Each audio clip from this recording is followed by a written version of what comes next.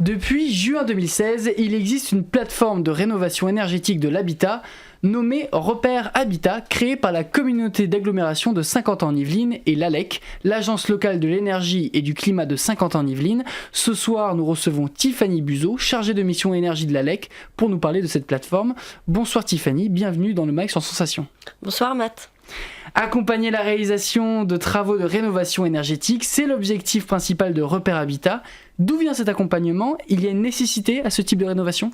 Alors, faut savoir, donc, du coup, au début, à l'ALEC, on portait une mission d'espace info-énergie. Donc, c'est une mission qui nous est donnée par l'ADEME pour accompagner les particuliers dans la rénovation. Mais en fait, ça se limitait juste à un rendez-vous en conseil. Donc, les personnes venaient avec des informations et nous, on leur expliquait par rapport à l'année de leur maison, par rapport aux travaux qui ont été faits, par rapport à leurs factures, qu'est-ce qu'il vaut mieux faire pour faire des économies d'énergie. Voilà. Et l'accompagnement s'arrêtait à ce moment-là. Et parfois, les particuliers étaient un petit peu gênés parce qu'ils n'avaient pas d'informations sur les entreprises et ils n'osaient pas trop aller voir des entreprises où des fois, ça se passe pas toujours bien. Du coup, pour pallier à ce frein-là, donc l'ALEC et l'ADEME en général, les espaces info-énergie, on a commencé à créer des partenariats, donc déjà avec toutes les structures qui aident les particuliers. C'est-à-dire que nous, donc l'espace info-énergie, on donne un premier conseil technique, mais il y a par exemple le CAUE dans les Yvelines qui peut aider sur le niveau architectural. Il y a les structures comme la DIN qui donnent des conseils juridiques. On travaille également avec la FFB, avec la CAPEB et on travaille avec des artisans. Donc le but c'est que ces artisans-là, ils signent une charte de qualité avec nous et on voit régulièrement pour échanger sur la pratique, ce qui fait que ça permet de donner un annuaire aux particuliers d'artisans avec qui on a déjà eu des contacts et avec qui on récupère les retours. La rénovation énergétique, c'est un aspect souvent négligé par les particuliers. Pourtant, une maison bien isolée est une propriété qui coûte moins cher. C'est plus écologique, mais avant tout plus économique. Il y a encore trop de négligence en Yvelines ? Alors en Yvelines, on a un parc assez vieillissant. On a une bonne partie du parc où on a des maisons qui sont assez anciennes et où du coup la rénovation, le côté écologique, confort thermique n'était pas du tout mis en valeur. Il faut savoir que les premières réglementations thermiques, à partir de quand on a commencé à s'occuper du confort thermique dans la maison, ça commence avec le premier choc pétrolier de 1973. Avant, on a construit beaucoup de maisons, donc en parpaing, on construisait vite, il fallait beaucoup reconstruire. Et on ne s'occupait pas du tout de savoir les économies de chauffage parce qu'il y avait beaucoup de pétrole, il n'y avait aucun problème de ce côté-là. Donc à partir de 1974, les premières applications en 1975, on commence à réglementer, donc on est obligé d'avoir toujours une petite isolation. Donc toutes les maisons qui ont été construites avant 75, en fait, il n'y avait vraiment aucune règle d'isolation. À partir de 75, il y en a eu. Donc il y en a eu à ce moment-là, il y en a eu en 88, il y en a eu en 2000, en 2005 et la dernière est en 2012. C'est pour ça que c'est important, si on n'a eu aucun travaux, de savoir à quel moment est-ce qu'ont été construites la maison. Voilà, donc on a une proportion importante de bâtiments dans les Yvelines qui ont été faites dans des moments où les réglementations ne sont pas du tout adaptées.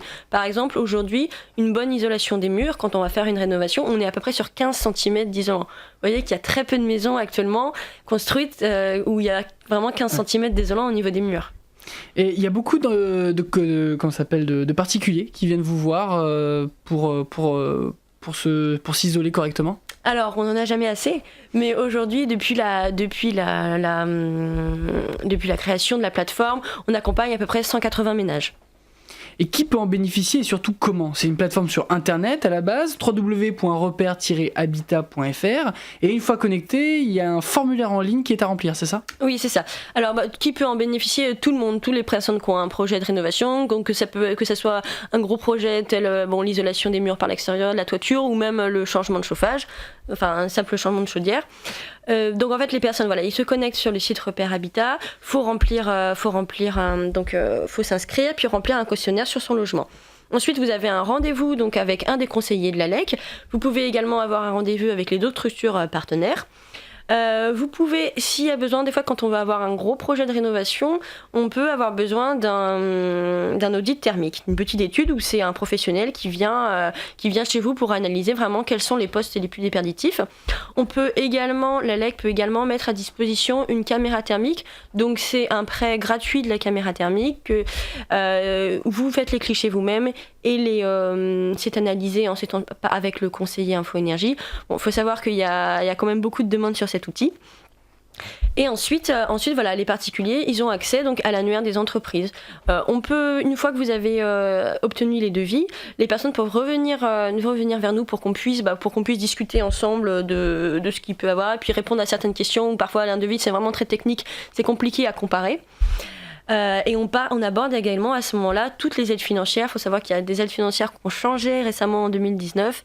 Donc nous, on est là pour vous tenir à jour et puis pour vous expliquer pour quel type de travaux et quelles ressources vous avez, quelles aides financières vous pouvez bénéficier. Comment elles sont sélectionnées ces entreprises ? Comment savoir si elles sont fiables ? Alors, donc ça, c'est une question qui est plutôt assez délicate. Donc nous, on a un entretien avec elles. Donc on leur demande des chantiers de référence, on leur demande de regarder, on leur demande toutes leurs assurances, on leur demande leur certificat RGE. Et on demande également, quand elles s'inscrivent sur la plateforme, de suivre une formation MOOC. Je ne sais pas si vous connaissez le MOOC. Donc c'est une formation qui est en ligne. Où donc il y a plusieurs thématiques, donc là ça va toujours être sur le bâtiment. Donc ce sont des professionnels qui font ces formations en ligne. Donc en général ça se fait sur 6 semaines, avec chaque semaine un thème, et où les personnes donc peuvent suivre donc en direct la formation. Il y a en général un petit questionnaire à chaque fois à la fin de chaque session. Et ce qui est très intéressant, c'est que ceux qui suivent la formation peuvent poser des questions en direct avec le formateur. C'est quelque chose c'est une formation en e-learning, mais qui est plutôt assez directe. Donc ça, c'est ce qu'on leur demande en plus. Après, nous, on suit les travaux donc téléphoniquement avec tous les particuliers.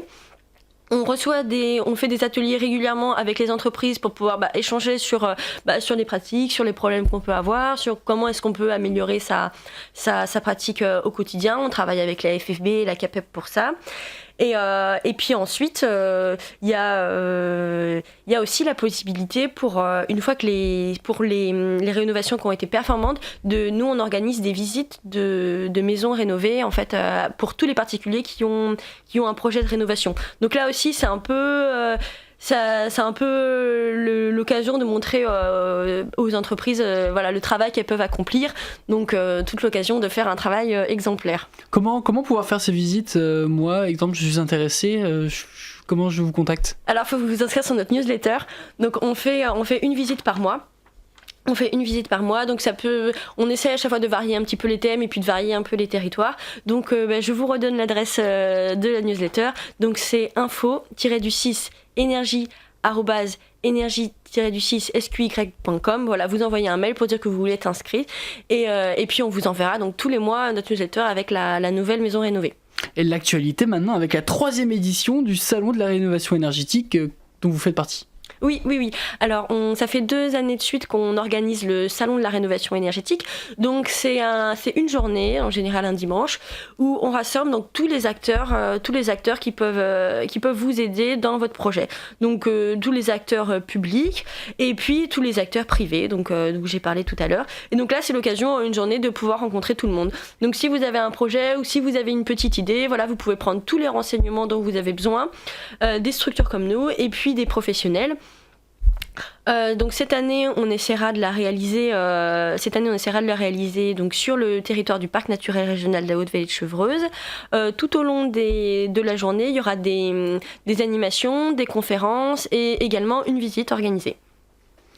Tiffany Buzeau, je rappelle que vous êtes chargée de mission énergie de la LEC, l'agence locale de l'énergie et du climat de Saint-Quentin en Yvelines. Merci d'être venu dans le MAG. Vous trouverez toutes les informations concernant la LEC et Repère Habitat ainsi que le podcast de cette émission sur notre site et notre application Radio Sensation.